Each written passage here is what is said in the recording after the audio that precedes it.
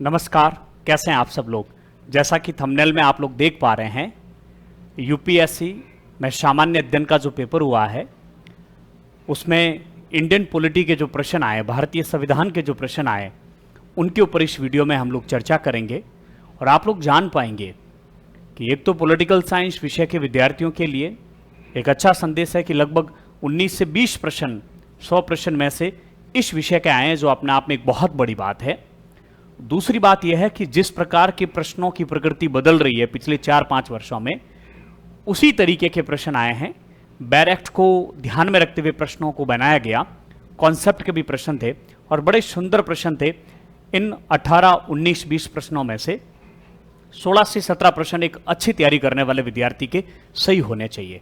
साथ ही साथ हम लोग एक एक प्रश्न के उत्तर के साथ ये भी चर्चा करेंगे कि इन प्रश्नों का हल आप लोग कैसे प्राप्त कर सकते हैं, किस तरीके से पॉलिटिकल साइंस को वर्तमान में पढ़ने की आवश्यकता है। इस वीडियो को आप अंत तक देखें और विद्यार्थियों तक अवश्य पहुंचाएं। जो आज के समय में जो पेपर हो रहे हैं और उनमें जो भारतीय संविधान और राज्य व्यवस्था के जो प्रश्न आ रहे हैं, इन प्रश्न के आधार पर ही तो हम आगे के एग्जाम के प्रश्नों की तैयारी कर पाएंगे, या इस प्रकार की प्रकृति के प्रश्नों को हम लोग ध्यान में रखते हुए तैयारी को करें, यह आप लोगों के लिए बहुत अधिक महत्वपूर्ण है। आप लोग यदि हमारे YouTube चैनल पर है और स्कूल व्याख्याता राजनीति विज्ञान की तैयारी करना चाह रहे हैं, तो आप पॉलिटिकल एकेडमी ऐप को जो है मोबाइल ऐप से अवश्य डाउनलोड करें और फर्स्ट ग्रेड के स्कूल व्याख्याता बैच से आप लोग जुड़ सकते हैं। बैच नंबर 8 आप लोगों को मिलेगा। ये वीडियो आप कब देखते हैं इसके ऊपर निर्भर करता है कि बैच 8 रहता है, 9 रहता है या फिर 10 रहता है। बैच के परिचय का वीडियो है, उसको भी आप लोग देख सकते हैं। बस 1 मिनट की बात के साथ में मैं सीधे आप लोगों के प्रश्नों के ऊपर आता हूं, और प्रश्न आपको ठीक से नहीं दिखाई दे रहे हैं तो कोई दिक्कत नहीं, मैं एक एक प्रश्न को पढ़ भी लूंगा और उसके उत्तर की भी चर्चा करेंगे।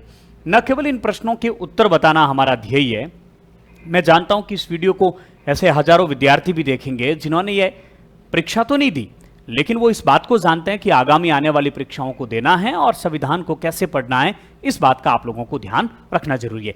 साथ ही साथ पॉलिटिकल एकेडमी पर जो स्कूल व्याख्याता राजनीति विज्ञान का जो बैच चल रहा है, उसमें हमने अब तक जितनी, जैसे कि हमने संसद टॉपिक तक जो है कॉन्स्टिट्यूशन के भाग करवाए हैं, पाठ्यक्रम के जो टॉपिक करवाए हैं, उनमें से इन 19 में से 15 प्रश्न हुबहू आए, 14 प्रश्न हुबहू आए, उसके बारे में भी हम लोग चर्चा करेंगे।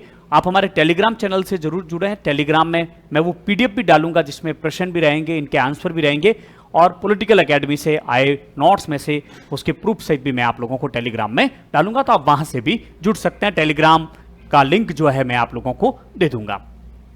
पहला प्रश्न आप लोगों के सामने है कि दिसंबर 2023 तक भारत सरकार के द्वारा कितने परिसीमन आयोग का गठन किया गया। आर्टिकल 82 में इस बात का स्पष्ट उल्लेख है कि प्रत्येक जनगणना के बाद में समायोजन किया जाएगा। यानी प्रत्येक जनगणना के बाद में इस बात का समायोजन किया जाएगा, कि पुनः समायोजन किया जाएगा कि लोकसभा की सीटें कितनी होनी चाहिए, क्योंकि लोकसभा की सीटें जनसंख्या के आधार पर निर्धारित की गई है। ऐसी स्थिति में प्रत्येक जनगणना के बाद में 1952 में परिसीमन आयोग का गठन किया गया, और परिसीमन आयोग 2 प्रकार के कार्य करता है। एक तो किसी राज्य से लोकसभा में कितने सदस्य चुने जाएंगे, किसी केंद्र शासित प्रदेश से लोकसभा में कितने सदस्य चुने जाएंगे, उनके स्थानों का आवंटन, और दूसरा प्रादेशिक निर्वाचन क्षेत्र का निर्धारण परिसीमन आयोग के द्वारा किया जाता है। प्रादेशिक निर्वाचन क्षेत्र के निर्धारण का मतलब है कि कौन सा क्षेत्र किस लोकसभा क्षेत्र में रहेगा। 2 कार्य परिसीमन आयोग के द्वारा किए जाते हैं। 1952 में पहले परिसीमन आयोग का गठन किया गया, 1962 में दूसरे परिसीमन आयोग का गठन किया गया, 1972 में तीसरे परिसीमन आयोग का गठन किया गया। इंदिरा गांधी की सरकार थी और 42 अमेंडमेंट 1976 के तहत यह प्रावधान कर दिया गया कि 1971 की जनगणना के आधार पर ही वर्ष 2000 तक लोकसभा की सीटें, इनके स्थानों का आवंटन राज्य और केंद्र शासित प्रदेशों में, और प्रादेशिक निर्वाचन क्षेत्र जो है वो 1971 की जनगणना के आधार पर रहेंगे। इसी जनगणना का आधार राष्ट्रपति के निर्वाचन में, मत मूल्य निकालने के संदर्भ में या अन्य में भी इसी जनगणना के आधार को, चाहे अनुसूचित जाति और जनजातियों के स्थानों का आवंटन है, इन सब के लिए 1971 की जनगणना को आधार बनाया गया। कुल मिलाकर अगले काफी वर्षों तक इसको स्थायी कर दिया गया था। इसके लिए परिसीमन आयोग का गठन नहीं हुआ। वर्ष 2002 में चौथे परिसीमन आयोग का गठन किया गया और यह जो चौथे परिसीमन आयोग का गठन किया गया जस्टिस कुलदीप सिंह की अध्यक्षता में किया गया था। कुलदीप सिंह। लेकिन इससे पूर्व ही 84 अमेंडमेंट और 87 अमेंडमेंट के तहत में वर्ष 2026 84 अमेंडमेंट के तहत 2026 तक जनगणना के आधार वर्ष को यही रखा गया लोकसभा में स्थानों के आवंटन के लिए। और प्रादेशिक निर्वाचन क्षेत्रों का निर्धारण 84 अमेंडमेंट के तहत 1991 की जनगणना को आधार बनाया गया था। लेकिन 87 अमेंडमेंट 2003 के तहत ये जो 1991 का जो था वर्ष उसको बढ़ाकर आगे कितना कर दिया गया, 2001 कर दिया गया। तो आज की तारीख में वर्ष 2026 तक स्थानों का आवंटन लोकसभा में 1971 की जनगणना के आधार पर है, जबकि प्रादेशिक निर्वाचन क्षेत्रों का निर्धारण वर्ष 2001 की जनगणना के आधार पर है। मुझे लगता है इस प्रश्न का उत्तर आप लोगों के सामने आ गया है कि अब तक 4 परिसीमन आयोग का गठन किया जा चुका है। परिसीमन आयोग काम क्या करता है उसकी भी चर्चा हम लोगों ने की है। अगला, संविधान के 71 अमेंडमेंट 1992 का जो अधिनियम है या 71 अमेंडमेंट 1992 के द्वारा निम्नलिखित में से किस भाषा को शामिल करने के लिए संविधान की 8वीं अनुसूची में संशोधन किया गया। 8वीं अनुसूची में संशोधन किया गया। आप लोग इस बात को बहुत बेहतर तरीके से जानते हैं, कि जो 8वीं अनुसूची है यह भाषा से संबंधित है और मूल संविधान में 14 भाषाओं का उल्लेख था, हिंदी सहित 14 भाषाओं का इसमें उल्लेख था। लेकिन 3 संविधान संशोधन 8वीं अनुसूची के संदर्भ में किए गए। 3 संविधान संशोधन है और अक्सर मैं इस प्रकार से बताता हूं कि 21, उसके बाद में 71 और इन दोनों का जब हम योग कर देते हैं तो होता है 92। तो 3 संविधान संशोधन जिसके तहत 8वीं अनुसूची में समय समय पर भाषाओं को जोड़ा गया। 21 अमेंडमेंट 1967 का है, 71 अमेंडमेंट 1992 का है, जबकि 92 अमेंडमेंट वर्ष 2003 का है, ये संविधान संशोधन कब कब के हैं उसके बारे में भी हम लोगों ने चर्चा कर ली। मैं इस तरीके से भी याद रखता हूं इन बातों को कि 21 अमेंडमेंट के तहत एक भाषा जोड़ी गई, 71 अमेंडमेंट के तहत 3 भाषाएं जोड़ी गई और इन दोनों का योग कर देते हैं तो 92 अमेंडमेंट के तहत 4 भाषाएं जोड़ी गई। कौन कौन सी भाषाएं जोड़ी गई देख लीजिए। 14 भाषाएं तो पहले से उल्लेखित है, 15 नंबर पर जोड़ी गई थी इसके तहत सिंधी। क्रम भी आप लोगों को याद रखना होता है, क्रम के प्रश्न भी पूछ ले जाते हैं। 16, 17 और 18 नंबर कोंकणी, मणिपुरी और नेपाली। कोंकणी, मणिपुरी और नेपाली, कोंकणी, मणिपुरी और नेपाली, यानी कि 16, 17 और 18 नंबर पर जो है ये 3 भाषाएं इसमें जोड़ी गई। तो इसका उत्तर तो आपको यहां से मिल जाएगा। इसको हम एक सूत्र के माध्यम से भी याद रखते हैं कि न म क, लेकिन ये उल्टा मानना है, नमक उल्टा है। उल्टा मतलब क यानी कोंकणी पहले 16 नंबर पर, मणिपुरी 17 नंबर पर और नेपाली 18 नंबर पर। तो नमक को क्या करना है, हम लोगों को उल्टा करना है, इस बात का ध्यान रखना है, उल्टा करना है इसको, तो इसका आप लोग सही उत्तर निकाल पाएंगे। एक तो इस बात का ध्यान रखना। उसके बाद में 92 अमेंडमेंट के तहत 4 भाषाएं जोड़ी गई, जिसका हम एक सूत्र भी रखते हैं कि BDMS, बोडो, डोगरी,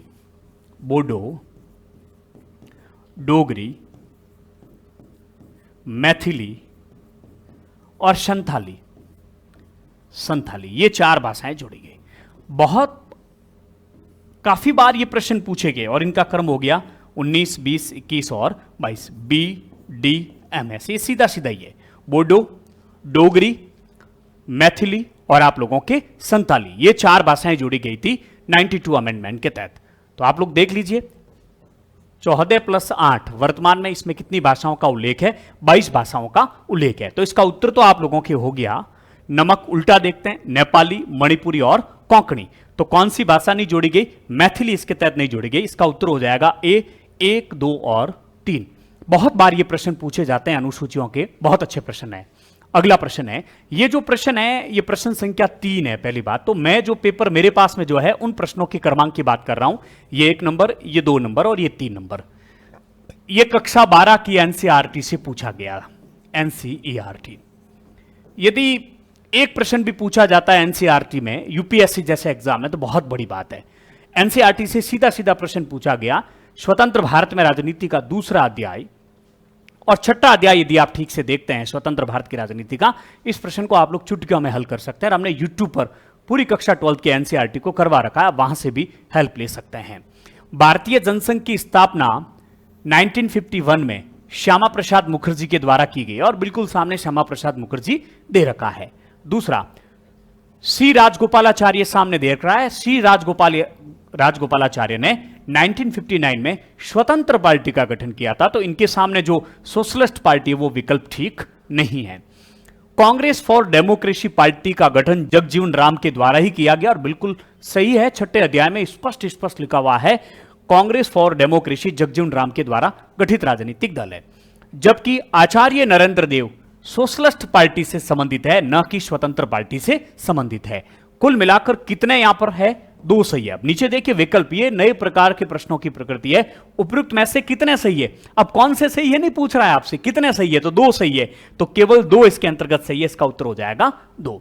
आइए चौथे प्रश्न पर, भारत के संविधान के संबंध में निम्नलिखित कथनों में से कौन से सही है? और हमने एनसीईआरटी के जो नोट्स दे रखे हैं, स्कूल व्याख्याता की तैयारी कर रहे हैं हमारे जो अभ्यर्थी है, जो पॉलिटिकल एकेडमी से जुड़े हुए, उनमें बिल्कुल स्पष्ट दे रखा। मैं अभी सारी पीडीएफ आप लोगों को दिखा दूंगा। भारतीय संविधान के संबंध में कौन से कथन सही है? यदि आप 22 जो भाग है वर्तमान में, प्रत्येक भाग का शीर्षक भी पढ़ के जाते तो इस प्रश्न को आराम से कर पाते। नगर पालिकाओं की शक्तियां संविधान के भाग 9 को में, आप लोग इस बात को जानते हैं कि 74 अमेंडमेंट 1992 के तहत भारतीय संविधान में एक नया भाग जोड़ा गया 9th A, और उसमें नगर पालिकाओं को संवैधानिक दर्जा दिया गया, तो शक्तियां भी इसी में आएगी। आपात उपबंध संविधान के भाग 18 में है, और अक्सर मैं तो इसको इस प्रकार से बताता हूं कि 18 वर्ष की आयु में लड़की का विवाह होता है और 21 वर्ष की आयु में लड़के का विवाह होता है। और 18 वर्ष की आयु में जब लड़की का विवाह होकर लड़के के साथ वो चली जाती है तो लड़के पर आपातकाल लग जाता है, इमरजेंसी लग जाती है। याद रखने का तरीका, इससे बाकी चीजों से कोई संबंध नहीं है, तो आराम से इस प्रकार से याद रह जाता है। आपातकाल कब लगेगा?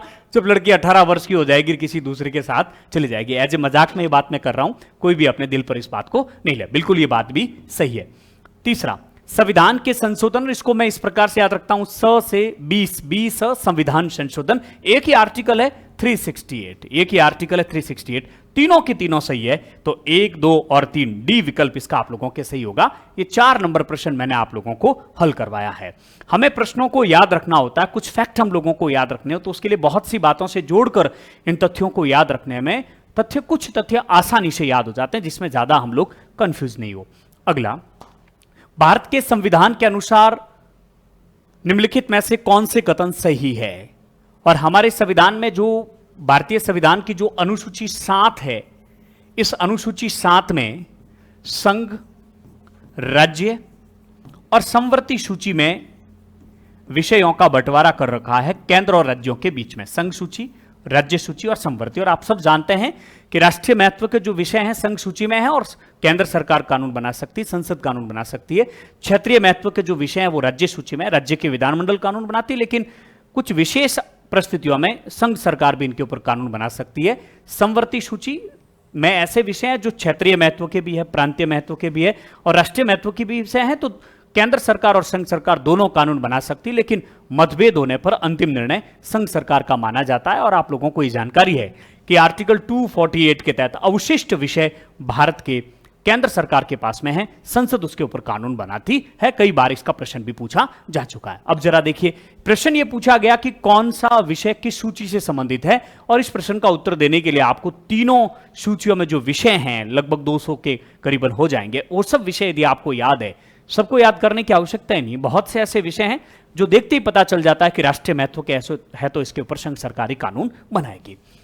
अंतरराज्य व्यापार और वाणिज्य राज्य सूची के अधीन राज्य विषय नहीं, ये राज्य सूची के अधीन नहीं है, ये जो है आप लोगों के संघ सूची के अंतर्गत आता है। और 42 नंबर जो क्रमांक है, आपको क्रमांक से क्या मतलब है, जो क्रमांक दे रखे हैं संघ सूची के, उसके अंतर्गत 97 जो विषय हैं, 97 जो 1 से 97 तक है, गणना की दृष्टि से अलग अलग हो सकते हैं लेकिन 97 ही माने जाएंगे, उसमें 42 नंबर पर इस विषय का उल्लेख है।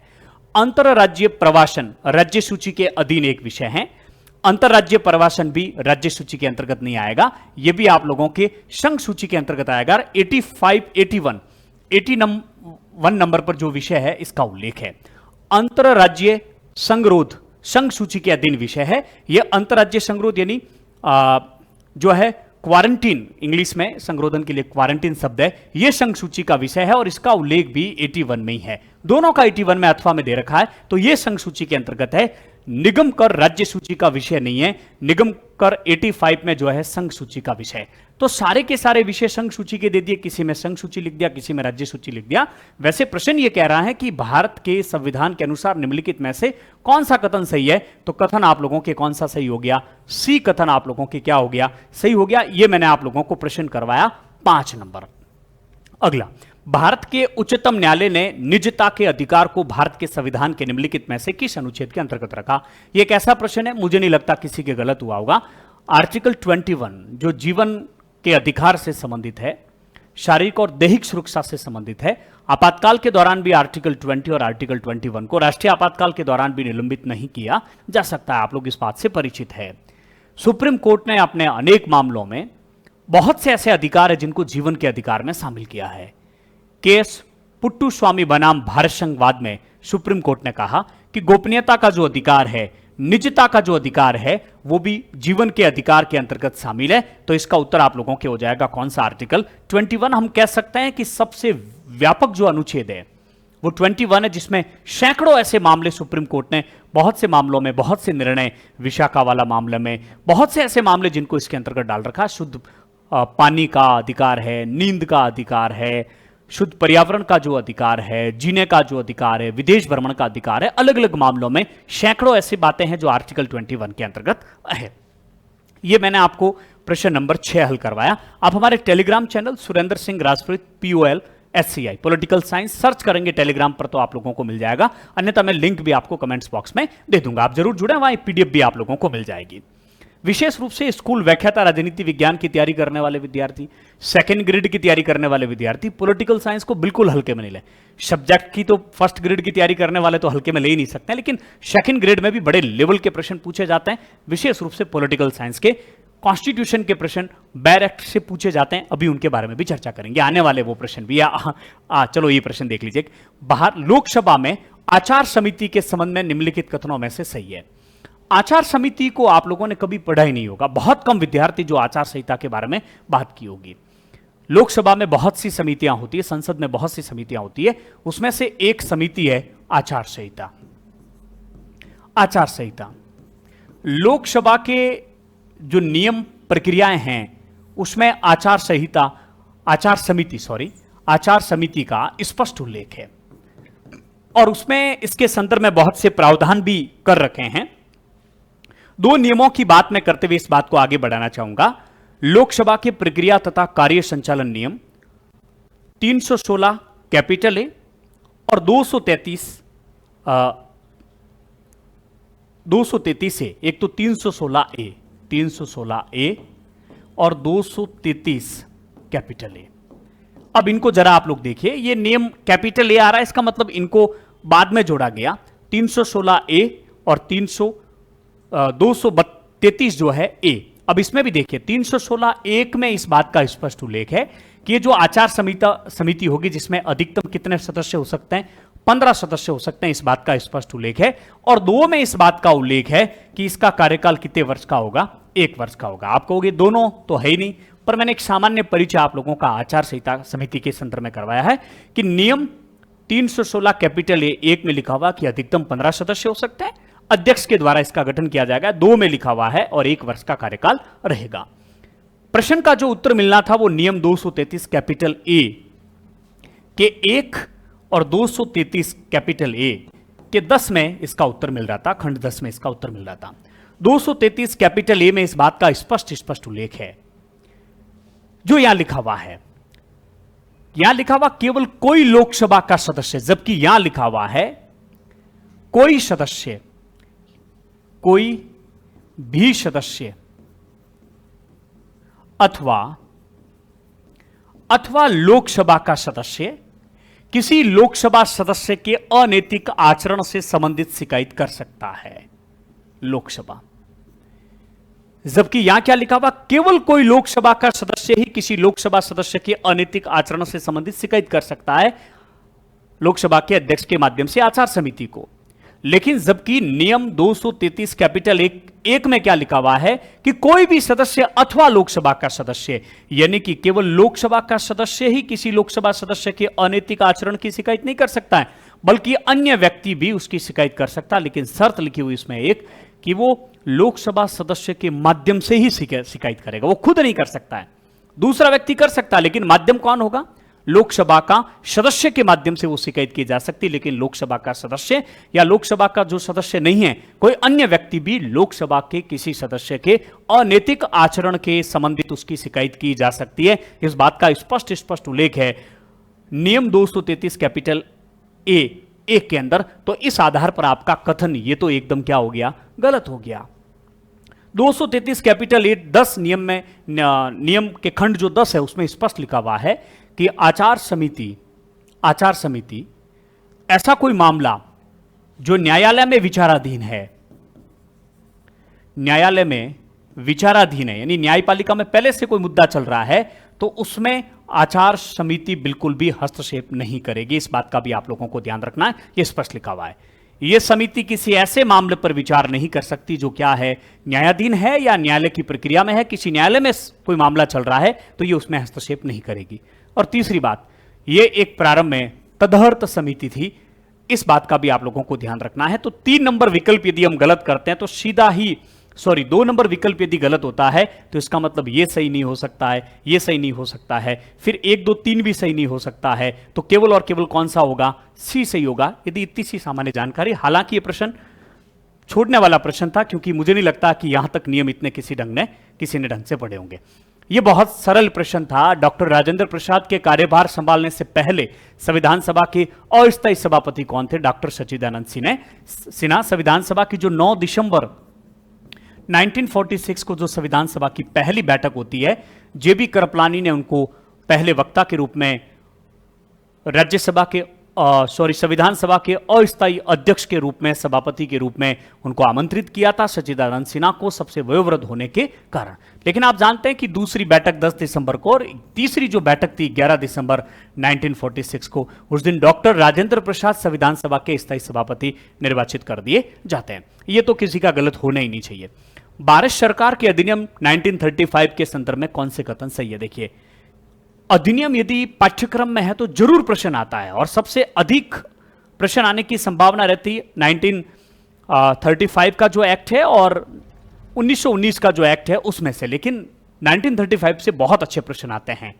इसमें ब्रिटिश भारतीय प्रांत और देशी रियासतों को मिलाकर एक अखिल भारतीय परिसंघ, फेडरेशन की स्थापना का प्रावधान था। बिल्कुल बात सही है।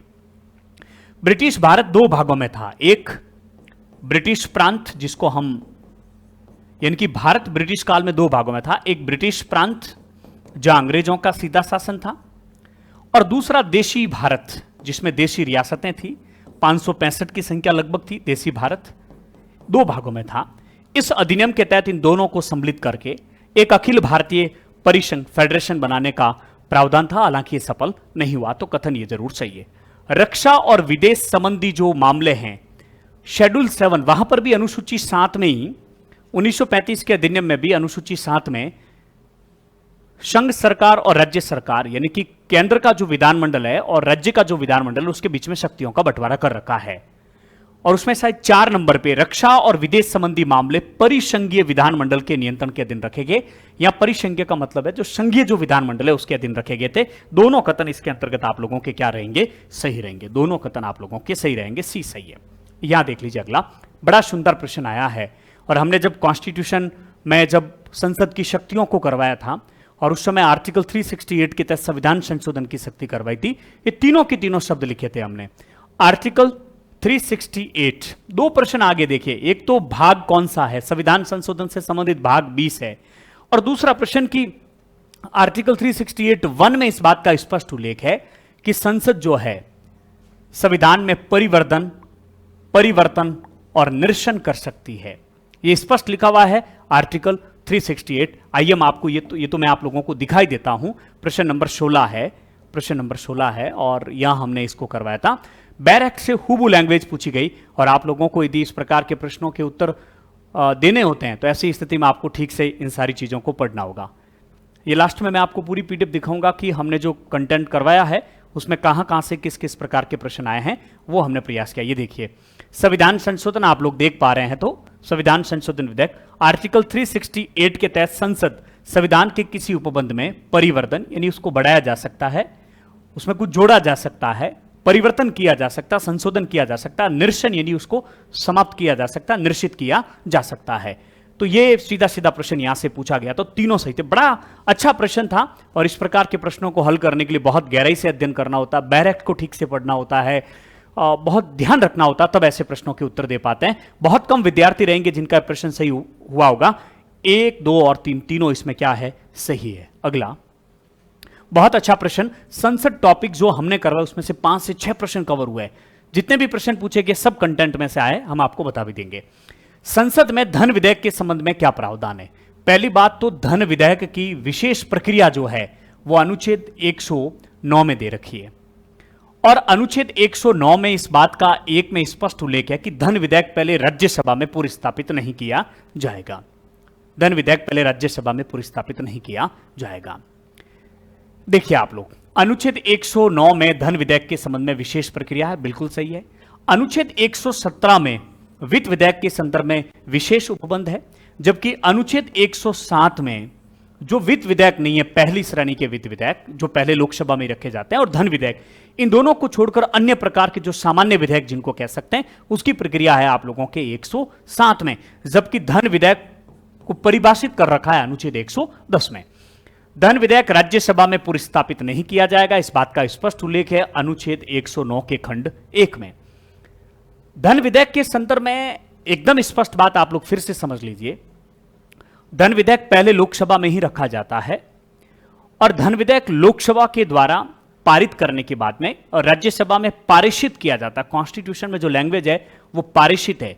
अब जब धन विधेयक राज्यसभा में पारित किया जाता है तो ऐसी स्थिति में स्पष्ट लिखा हुआ है कॉन्स्टिट्यूशन में कि राज्यसभा उस धन विधेयक को अपने सुझावों सहित या संशोधन सहित या अपनी सिफारिशों सहित जिस स्थिति को प्राप्त होता है उस स्थिति से 14 दिन के भीतर अपनी सिफारिशों सहित उसको लोकसभा को पुनः लौटाना होता है। लोकसभा को लौटाना होता है। मैं बहुत सोच समझ के 3 शब्द का प्रयोग कर रहा हूं। क्लास में मैंने बार बार इस बात को साझा किया था कि राज्यसभा धन विधेयक में न तो संशोधन कर सकती है, राज्यसभा न तो धन विधेयक में संशोधन कर सकती है, न राज्यसभा धन विधेयक को पारित कर सकती है, न राज्यसभा धन विधेयक को अस्वीकार कर सकती है।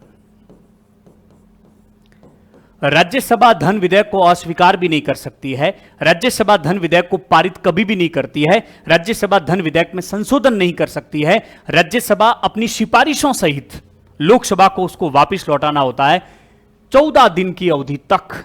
और यदि 14 दिन से अधिक अवधि बीत जाती है और राज्यसभा कोई प्रतिक्रिया नहीं करती है तो धन विधेयक लोकसभा से पारित माना जाएगा। राज्यसभा ने चाहे उसको संशोधन सहित सिफारिश सहित वापस लौटाया अथवा नहीं लौटाया। अब यदि राज्यसभा जो सिफारिशें करती है ये लोकसभा के ऊपर है कि उन सिफारिशों को वो स्वीकार करे अथवा नहीं करे। राज्यसभा स्वीकार करेगी तो उन संशोधन सहित पारित माना जाएगा और स्वीकार नहीं करेगी तो बिना संशोधन सहित भी वो पारित माना जाएगा। और ढंग से इस बात की हमने चर्चा की थी कक्षा में। अब देखिए, राज्यसभा या तो विधेयक को अनुमोदन दे सकती है, अनुमोदन का मतलब समर्थन कर सकती है, स्वीकार कर सकती लेकिन पारित नहीं कर सकती है, या परिवर्तन के लिए सुझाव दे सकती है, अपनी सिफारिशें सहित वापस सुझाव दे सकती लेकिन संशोधन नहीं कर सकती है, किंतु इसे अस्वीकार नहीं कर सकती। कथन बिल्कुल ये भी क्या आप लोगों के सही है और ऐसा स्पष्ट लिखा हुआ है आर्टिकल 1093 में इस बात का उल्लेख है। 3, 4, 5 इससे संबंधित है। राज्यसभा धन विधेयक में सुझाए गए संशोधन को लोकसभा द्वारा स्वीकार करना होता है, नहीं लोकसभा स्वीकार करने या न करने हेतु पूर्णतः स्वतंत्र है, पूर्ण रूप से स्वतंत्र है, किसी प्रकार की उसके ऊपर कोई बाध्यता नहीं है। और धन विधेयक राष्ट्रपति की सिफारिश के बाद ही पहले लोकसभा में रखे जाते हैं, इस बात का भी आप लोगों को ध्यान रखना है। और अनुच्छेद 111 के तहत राष्ट्रपति धन विधेयक को पुनर्विचार हेतु भी नहीं लौटा सकते हैं। धन संबंधी सारी शक्तियां लोकसभा के पास नहीं है। तो इसका उत्तर हो जाएगा आप लोगों के 1, 2 और 3 कथन क्या है सही, तो सी को मैंने सही कर दिया। यह प्रश्न देखिए, पूर्वोत्तर परिषद की स्थापना पूर्वोत्तर परिषद अधिनियम 1971 के तहत हुई, बिल्कुल बात सही है।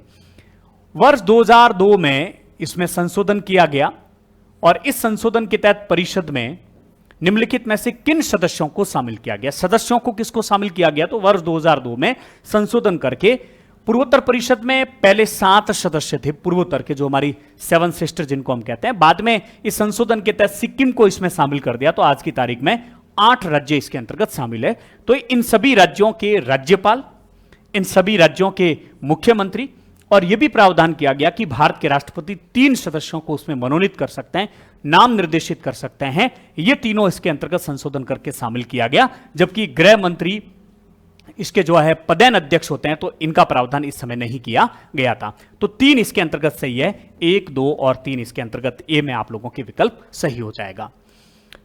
नारी शक्ति वंदन अधिनियम, चूंकि करंट का इश्यू है, तो अभी कॉलेज व्याख्याता का जो पेपर हुआ 2024 में, उसमें भी ये प्रश्न पूछा गया, आईएएस में भी प्रश्न पूछा गया, और भी आगे आने वाले 1-2 वर्षों तक ये प्रश्न पूछा जाएगा। और हमने जब प्रधानमंत्री टॉपिक करवाया था, तो हमने प्रत्येक प्रधानमंत्री के कार्यकाल में हुए महत्वपूर्ण संविधान संशोधन को लिया था, और उसी कड़ी में हमने नारी शक्ति वंदन अधिनियम को करवाया था। मैं आप लोगों को दिखा भी देता हूं, और फिर इसका प्रश्न का उत्तर, ताकि आप लोग आराम से इसका प्रश्न का हल निकाल पाएंगे। हमने जब राष्ट्रपति टॉपिक करवाया था, तो उसमें प्रधानमंत्री टॉपिक करवाया था, तो उसमें जब नरेंद्र मोदी के कार्यकाल के दौरान के जो संविधान संशोधन की हमने चर्चा की, सब संविधान संशोधन की चर्चा की, उसके अंतर्गत 106वें संविधान संशोधन के तहत 2023, आप लोगों को दिख नहीं रहेगा, आप टेलीग्राम में जुड़े पीडीएफ मिल जाएगी। 106वें संविधान संशोधन 2023 के तहत अनुच्छेद 334 कैपिटल ए एक नया जोड़ा गया, और उसमें लोकसभा तथा राज्य विधानसभाओं तथा दिल्ली राष्ट्रीय राजधानी क्षेत्र की विधानसभा में महिलाओं के लिए 1/3 सीटों को आरक्षित किया गया। लेकिन इसमें इस बात का स्पष्ट उल्लेख है कि अनुसूचित जाति तथा अनुसूचित जनजाति के लिए भी सीटें, 1/3 महिलाओं की जो सीटें का जो आरक्षण है, उसके भीतर अनुसूचित जाति और जनजाति की महिलाओं के लिए भी सीटें क्या है, आरक्षित है। यह आरक्षण, उपरोक्त आरक्षण इस विधेयक के लागू होने के बाद पहली जनगणना के बाद में प्रभावी होगा, ऐसा इसमें स्पष्ट लिखा हुआ है कि पहली जनगणना के बाद यह प्रभावी होगा। तो पहली जनगणना यानी इसके बाद में कौन सी जनगणना होती है, उस जनगणना के बाद में इसको लागू किया जाएगा। लेकिन इसमें इस बात का स्पष्ट उल्लेख है कि अनुच्छेद प्रभावी जब भी किया जाएगा, उसके बाद यह 15 वर्षों की अवधि के लिए लागू रहेगा। लोकसभा में अनुच्छेद 330 ए के तहत, राज्यों की विधानसभा में अनुच्छेद 332 ए के तहत, और दिल्ली की विधानसभा में अनुच्छेद 239 कैपिटल डबल ए के तहत 1/3 सीटों के लिए आरक्षण की अवधि की गई थी। लेकिन इसमें एक और स्पष्ट प्रावधान है कि संसद इस अवधि को आगे भी बढ़ा सकती है। अब आप ये चारों चीजें यहां से पढ़ रखी है आप लोगों ने, तो अब इस प्रश्न को कितना सरलता से आप लोग हल कर पाएंगे। लगातार चारों लाइन को यदि ठीक से पढ़ा जाता है, तो इस प्रश्न का उत्तर देने की स्थिति में रहते हैं। ये उपबंध यानी कि नारी शक्ति वंदन अधिनियम, वहां हमने ये भी लिख रखा था, नारी शक्ति जो है वंदन अधिनियम है, ये उपबंध 18वीं लोकसभा में प्रभावी होंगे, ऐसा कहीं पर भी उल्लेख नहीं है। 18वीं लोकसभा 2024 से अस्तित्व में आ गई है, और कहीं पर भी इस बात का स्पष्ट उल्लेख नहीं था। उसमें लिखा हुआ था कि इसके बाद की जो जनगणना होगी, इनकी 2026 के बाद जो जनगणना होगी, उसके बाद में इसको प्रभावी किया जा सकता है, या इसके बाद इनकी 2021 की जनगणना या 2031 की जनगणना, कुल मिलाकर जो है उसको जनगणना के बाद प्रभावी किया जाएगा। 18वीं लोकसभा का कहीं उल्लेख नहीं था। अधिनियम बनने के बाद ये 15 वर्षों के लिए परिवर्तन में लगेगा, 15 वर्ष ही लिखा हुआ, लेकिन स्पष्ट लिखा हुआ कि संसद इसकी अवधि को आगे भी बढ़ा सकती है। इसमें अनुसूचित जातियों के लिए आरक्षित कोटे के भीतर अनुसूचित जातियों की महिलाओं के लिए भी स्थानों का आरक्षण है, अनुसूचित जातियों के लिए भी और अनुसूचित जनजातियों के लिए भी है। तो 2 और 3 इसके अंतर्गत आप लोगों के क्या है, सही है, केवल 2 और 3। 18वीं लोकसभा का कहीं उल्लेख नहीं है। अगला प्रश्न बड़ा अच्छा प्रश्न था, प्रतिषेध रिट जो है उच्चतम न्यायालय या उच्च न्यायालय द्वारा किसे और किस प्रयोजन के लिए जारी की जाती है। यदि किसी भी अधीनस्थ न्यायिक क्षेत्र या अर्ध न्यायिक क्षेत्र के द्वारा अपने कार्य क्षेत्र से बाहर जाकर कोई कार्य किया जाता, तो उन्हें रोकने के लिए प्रतिषेध यानी कि कार्य कर लिया जाता है तो उन्हें रोकने के लिए प्रतिषेध रिट जारी की जाती है, प्रोहिबिशन रिट जारी की जाती है, और यह न्यायिक और अर्धन्यायिक क्षेत्र में जारी की जाती है। इसलिए निचली अदालत को किसी मामले की कार्यवाही जारी रखने का प्रतिषेध करने के लिए कि आप उस कार्रवाई को जारी नहीं रख सकते क्योंकि वो आपके अधिकार क्षेत्र में नहीं है। सी इसके अंतर्गत सही है। 24 बड़ा अच्छा प्रश्न है कि वह राज्य का राज्यपाल है जो उस राज्य के लिए किसी समुदाय को अनुसूचित जनजाति के रूप में मान्यता देता है और घोषित करता है। आर्टिकल 341 और आर्टिकल 342, 341 और 342। आर्टिकल 341 में इस बात का स्पष्ट उल्लेख है कि अनुसूचित जाति किसी राज्य में कौन सी होगी, और अनुच्छेद 342 के तहत किसी राज्य में अनुसूचित जनजातियों में कौन सी जाति होगी, इस बात की घोषणा भारत के राष्ट्रपति करेंगे राज्यपाल के परामर्श के बाद में। तो राज्यपाल यह मान्यता नहीं देते हैं कि कौन सा जातीय समूह अनुसूचित जाति में रहेगा, जनजाति में रहेगा, यह घोषित करते हैं भारत के राष्ट्रपति, लेकिन राज्यपाल के परामर्श के बाद में। तो यह कथन आपका सीधा सीधा आपके क्या हो गया, गलत हो गया। किसी राज्य में अनुसूचित जनजाति के रूप में घोषित किसी समुदाय के लिए आवश्यक नहीं कि दूसरे राज्य में भी ऐसा हो। जो राजस्थान में अनुसूचित जाति या जनजाति है, जरूरी थोड़ी है कि उत्तर प्रदेश में भी वो अनुसूचित जाति और जनजाति में माना जाएगा। अलग अलग राज्यों की अलग अलग इसमें जो है जातियां होती है। तो ये कथन बिल्कुल इसमें क्या है, सही है। हमने जब राष्ट्रपति टॉपिक को करवाया था उस समय इस बात को बहुत ढंग से करवाया था, क्योंकि राष्ट्रपति की अन्य शक्तियों के बारे में जब हमने चर्चा की थी तो उसमें ये वाला प्रश्न बिल्कुल इसमें क्लियर हो रहा है। ये देखिए, ये तो प्रतिषेध वाला है जो करवाया गया, ये देखिए इसमें रहेगा। हाँ देखिए, अनुच्छेद 341 341 के तहत राष्ट्रपति किसी राज्य या संघ राज्य क्षेत्र के संबंध में, और जहां राज्य है वहां उसके राज्यपाल से परामर्श के पश्चात, जहां राज्य है वहां तो राज्यपाल के परामर्श के पश्चात लोक अधिसूचना द्वारा किसी जाति को अनुसूचित जाति अनुच्छेद 341 के तहत और अनुच्छेद 342 के तहत किसी जाति को अनुसूचित जनजाति घोषित करते हैं। लेकिन यदि वो राज्य हैं तो राज्यपाल के परामर्श से ऐसा किया जाता है। बड़ा अच्छा प्रश्न था। तो इस प्रश्न का उत्तर आप लोग जान गए होंगे। इस प्रश्न का उत्तर आप लोगों को पता चल गया होगा कि एक कथन इसमें सही है, एक कथन इसमें गलत है। तो इसका उत्तर रहेगा आप लोगों के केवल 2 सही है, केवल 2 सही है, ठीक है ना। हाँ, केवल 2 सही है, एक गलत है, ठीक है। अगला प्रश्न, केंद्रीय बजट के संदर्भ में निम्नलिखित कथनों पर विचार कीजिए। अनुच्छेद 112 वार्षिक वित्तीय विवरण से संबंधित है। वार्षिक वित्तीय विवरण, बजट के लिए कॉन्स्टिट्यूशन में जिस शब्द का प्रयोग किया गया वो है वार्षिक वित्तीय विवरण, और अनुच्छेद 112(1) में इस बात का स्पष्ट उल्लेख है कि भारत के राष्ट्रपति के द्वारा संसद के प्रत्येक सदन में, भारत के राष्ट्रपति के द्वारा वित्तीय वर्ष के संबंध में संसद के दोनों सदनों के समक्ष भारत सरकार की उस वर्ष की जो प्राकलित प्राप्तियां और व्यय का जो विवरण है उसको रखवाएंगे, जिसको संविधान में वार्षिक वित्तीय विवरण लिखा हुआ है। यानी बजट रखते तो वित्त मंत्री है। कौन रखते हैं? वित्त मंत्री। लेकिन इस बजट को कौन रखवाते हैं? भारत के राष्ट्रपति। हमारे देश में संसदात्मक शासन व्यवस्था होने के कारण सभी व्यवस्थाएं संघ में राष्ट्रपति के नाम से होती है। राष्ट्रपति बजट रखवाते हैं, वित्त मंत्री बजट रखते हैं। अब पहला कथन देखिए, प्रधानमंत्री की ओर से केंद्रीय वित्त मंत्री संसद के दोनों सदनों के समक्ष वार्षिक वित्तीय विवरण रखते हैं। कथन गलत है। यदि यहां पर राष्ट्रपति होता तो यह कथन बिल्कुल क्या हो जाता? सही हो जाता है। केंद्रीय यूनियन यानी संघ में भारत के राष्ट्रपति की अनुशंसा के बिना अनुदानों की मांग नहीं की जा सकती है। अनुच्छेद 113 के खंड 3 में इस बात का स्पष्ट उल्लेख है। अनुच्छेद 113 के खंड 3 में इस बात का स्पष्ट उल्लेख है कि राष्ट्रपति की सिफारिश के बिना जो है किसी भी प्रकार की अनुदानों की सिफारिश नहीं की जाएगी। यानी कि किसी अनुदान की मांग राष्ट्रपति की सिफारिश पर ही की जाएगी। बिना राष्ट्रपति की सिफारिश आप अनुदान की मांग नहीं कर सकते हैं। तो ये बिल्कुल बैरक से पूछा गया था, तो इसमें केवल कथन 2 सही है। ये बिल्कुल आप लोगों के सही है। आर्टिकल नहीं दिए गए लेकिन बैरक की लैंग्वेज यहां पर हु बोली गई, तो केवल इसमें कौन सा सही है? 2 सही है। अगला बड़ा शानदार प्रश्न था। हमने जब पीठासीन अधिकारी करवाया बहुत ढंग से करवाए थे, और इस प्रश्न की तरफ आने से पहले मैं आप लोगों को कुछ बातें बता देता हूं कि भारतीय संविधान का जो आर्टिकल 95 है और 95 की जो सी है, इसमें 94 का जो सी है, 94 का सी। आर्टिकल 89, आर्टिकल 93 से लगाकर 93, 4, 5, 6 तक लोकसभा के पदाधिकारियों के संदर्भ में प्रावधान है। 89 से लगाकर 92 तक राज्यसभा के पदाधिकारियों के संदर्भ में प्रावधान है। 94 सी में इस बात का स्पष्ट उल्लेख है कि लोकसभा अपनी तत्कालीन समस्त सदस्यों के बहुमत से, ध्यान रखना, बहुमत से लोकसभा के अध्यक्ष या उपाध्यक्ष को पद से हटा सकते हैं, लेकिन शर्त एक ही है कि 14 दिन पूर्व इसकी सूचना देनी होगी।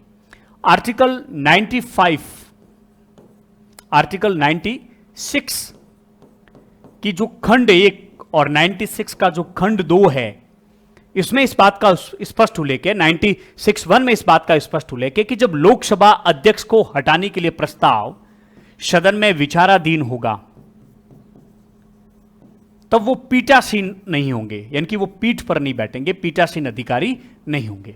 ऐसी स्थिति में लोकसभा के उपाध्यक्ष या वो भी उपस्थित नहीं है तो लोकसभा के नियमों के तहत जो व्यक्ति है वो लोकसभा की अध्यक्षता करेंगे, और वो भी अनुपस्थित है तो लोकसभा खुद तय करेगी कि अध्यक्षता कौन करेंगे। लेकिन लोकसभा के अध्यक्ष को हटाने का प्रस्ताव विचाराधीन है तो लोकसभा के अध्यक्ष पीठासीन नहीं होंगे। इस बात का उल्लेख तो है 96 के खंड 1 में।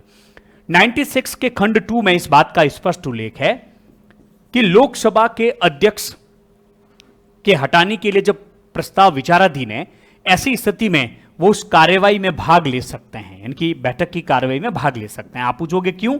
क्योंकि वो लोकसभा के सदस्य हैं। लोकसभा अपने से ही एक को अध्यक्ष और उपाध्यक्ष के रूप में चयन करती। दूसरा, वो उसको बोलने का अधिकार है, वो अपनी बात भी रख सकते हैं। और तीसरी बात इसमें यह लिखी हुई है कि वो प्रथम तो मत दे सकते हैं, प्रथम तो मत दे सकते हैं। लेकिन अनुच्छेद 100 का प्रावधान होते हुए भी वो दोनों पक्ष के मत बराबर होने पर निर्णायक मत नहीं दे सकते। अनुच्छेद 100 में इस बात का स्पष्ट उल्लेख है कि पीठासीन अधिकारी जो भी होगा या लोकसभा के अध्यक्ष जो है, राज्यसभा में राज्यसभा के सभापति जब पीठासीन अधिकारी के रूप में काम करते हैं तब वो सामान्य परिस्थितियों में मतदान नहीं देते, प्रथम तो मत नहीं देते, लेकिन बराबर पक्ष और विपक्ष के मत होने पर वो निर्णायक मत अवश्य देते हैं। लेकिन इस आर्टिकल में इस बात का स्पष्ट उल्लेख है कि वो प्रथम तो मत दे सकते हैं। क्यों दे सकते हैं? क्योंकि वो लोकसभा के सदस्य हैं, लेकिन वो निर्णायक मत नहीं दे सकते हैं। जबकि राज्यसभा के सभापति को हटाने का जब प्रस्ताव आता है तब राज्यसभा के सभापति पीठासीन अधिकारी नहीं होंगे। वो सदन में कार्यवाही में भाग ले सकते हैं, अपनी बात रख सकते हैं, लेकिन वो मत नहीं दे सकते, ना तो प्रथम तो दे सकते हैं ना बाद में दे सकते हैं, क्योंकि राज्यसभा के सभापति राज्यसभा के सदस्य नहीं होते हैं, वो भारत के उपराष्ट्रपति होते हैं। आर्टिकल 64(1) के तहत और आर्टिकल 89(1) के तहत राज्यसभा के सभापति भारत के उपराष्ट्रपति होते हैं। तो ऐसी स्थिति में उनको मत देने का अधिकार नहीं होता। अब इसको जरा देखिए, जब लोकसभा के अध्यक्ष को हटाने का कोई संकल्प विचाराधीन है तब वो पीठासीन नहीं होगा, बिल्कुल बात सही है। उसे बोलने का अधिकार नहीं होगा, नहीं, उसको बोलने का अधिकार होगा, यह आपके गलत हो गया। वह संकल्प पर प्रथम तो मत देने का हकदार नहीं होगा, नहीं, वो प्रथम तो मत दे सकता है। तो इस स्थिति में केवल एक सही है। कितना जबरदस्त प्रश्न बनाया गया, और आपको इस प्रश्न के माध्यम से समझना है कि आर्टिकल कहीं नहीं दिया गया, लेकिन बैरक की हूबहू लैंग्वेज दी गई है। उस आर्टिकल को ठीक से आप पढ़ते हैं तभी सारी बातें आपके समझ में आती है कि वो पीठासीन नहीं होगा, बिल्कुल बात सही है। उसे बोलने का अधिकार नहीं होगा, नहीं, उसको बोलने का अधिकार होगा। वह संकल्प पर प्रथम तो मत देने का हकदार नहीं होगा, नहीं, वो प्रथम तो मत देने का हकदार है। यदि राज्यसभा के सभापति के संदर्भ में होता तो यह कथन आपके क्या हो जाता? सही हो जाता। तो इस प्रकार से केवल एक सही है। अगला प्रश्न देखिए, भारतीय संसद के संदर्भ में निम्नलिखित कथनों पर विचार कीजिए। बड़ा शानदार प्रश्न है, और ये का ये प्रश्न जहां तक मुझे याद आ रहा है आरएस में भी पूछा गया, अभी कॉलेज व्याख्याता में भी पूछा गया, बहुत बार पूछा जाता है। आर्टिकल 107 है। मैं थोड़ा सा इसको समझा देता हूं ताकि आपको ठीक से समझ में आ जाएगा। अनुच्छेद 107 में वैसे धन विधेयक और वित्त विधेयक जो प्रथम श्रेणी के, जिनको पहले लोकसभा में ही रखा जाता है, उनको छोड़कर अन्य विधेयकों की पूरी स्थापना और उनकी पारित होने की प्रक्रिया का उल्लेख अनुच्छेद 107 में है। और अनुच्छेद 107(3) में इस बात का स्पष्ट उल्लेख है कि संसद के किसी भी सदन में कोई भी विधेयक यदि लंबित है, और यदि सत्रावसान हो जाता है, यानी कि सत्र समाप्त हो जाता है, अधिवेशन समाप्त हो जाता है, तो उसके ऊपर किसी प्रकार का फर्क नहीं पड़ेगा, विधेयक व्यापगत नहीं होगा, समाप्त नहीं होगा। अनुच्छेद 107 के 3 में अनुच्छेद 107 के 3 में यह बात है। अनुच्छेद 107 के 4 में इस बात का स्पष्ट उल्लेख है। 107(4) राज्यसभा से संबंधित है और 107(5) लोकसभा से संबंधित है। ठीक इसी प्रकार से हमने इस टॉपिक को बहुत ढंग से करवाया, सारी चीजें दे रखी, आप चेक भी कर लेंगे। टेलीग्राम से जरूर जुड़े, मैं बार बार आपके कह रहा हूं। इसमें लिखा हुआ है कि कोई भी विधेयक यदि राज्यसभा में रखा गया और वो राज्यसभा में लंबित है, या राज्यसभा ने उसको पारित कर दिया और वो लोकसभा में लंबित है, और ऐसी स्थिति में यदि लोकसभा का विघटन हो जाता है, क्योंकि विघटन लोकसभा का ही होता है, राज्यसभा तो स्थायी सदन है, यदि लोकसभा का विघटन हो जाता है तो ये जो विधेयक है ये व्यापगत नहीं होगा, इसके ऊपर कोई फर्क नहीं पड़ेगा, क्योंकि राज्यसभा एक स्थायी सदन है, राज्यसभा में लंबित है तो भी कोई फर्क नहीं पड़ने वाला। राज्यसभा ने पारित करके लोकसभा में भेज दिया तो भी कोई फर्क नहीं पड़ने वाला, क्योंकि राज्यसभा ने उसको पारित किया, लोकसभा ने तो पारित नहीं किया है। अनुच्छेद 107(5) में लोकसभा के संदर्भ में लिखा हुआ है कि कोई भी विधेयक लोकसभा में रखा गया और लोकसभा में वो लंबित है, लोकसभा में लंबित है, और लोकसभा ने पारित कर दिया और वो यदि राज्यसभा में लंबित है, राज्यसभा ने उसको पारित नहीं किया है, तो अनुच्छेद 108 के उपबंधों के अधीन रहते हुए वो विधेयक व्यापगत हो जाएगा, व्यापगत हो जाएगा, समाप्त हो जाएगा। क्यों हो जाएगा? क्योंकि लोकसभा में रखा है, लोकसभा एक अस्थायी सदन है, लोकसभा में लंबित है तो समाप्त हो जाएगा।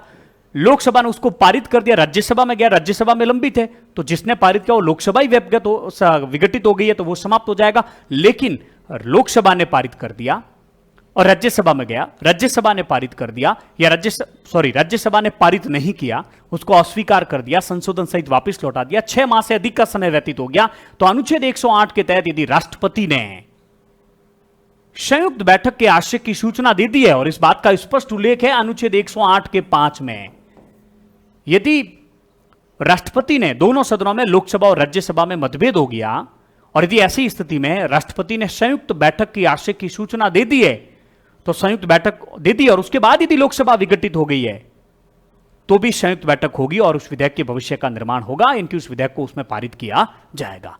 ये सारी बातें ठीक से आपने जान ली है, तो अब चुटकियों में इस प्रश्न को हल कर दोगे।